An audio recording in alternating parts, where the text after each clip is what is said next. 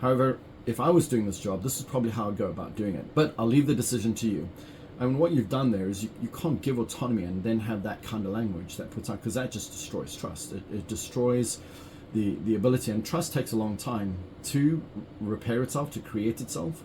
And we forget that you could do 10 things positive, do one negative thing, and that one negative thing will negate the 10 things, especially if there's a history of trust abuse where people say they trust one another. They you got to say what you mean what you say, and do what you said you're going to do.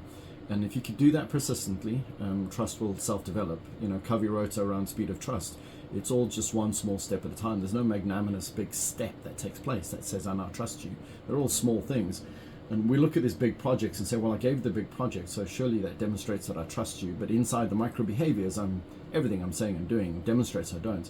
And when I don't have the face-to-face time, it's all remote and at Zoom, I have no ability to create rapport with you that helps you understand that the words I'm using, they're not directed at you. They're just words I use. But because they're transactional meetings, you don't get to know the human. So it's really difficult to discern these small little micro words that I'm using. When you do that level of absolute autonomy and trust, that people actually find they don't really want it, or they're not ready for it, is a better statement. And to coach them on being okay with that autonomy, and to lean into the fact that they're trusted. People say they want to be trusted, they want trust, they want to be trusted. But being trusted also comes with responsibilities that you need to execute, you need to decide, you need to move forward, you need to move forward safely, and the team around you need to look after you. So there's a lot of moving parts that come with it.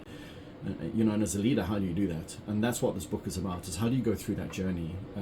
It's a book that reflects on my journey going through it, and the things I did and the team did with me to get there. And it's a self-reflection journey of, again, paying it forward to say, this is how I got it to work.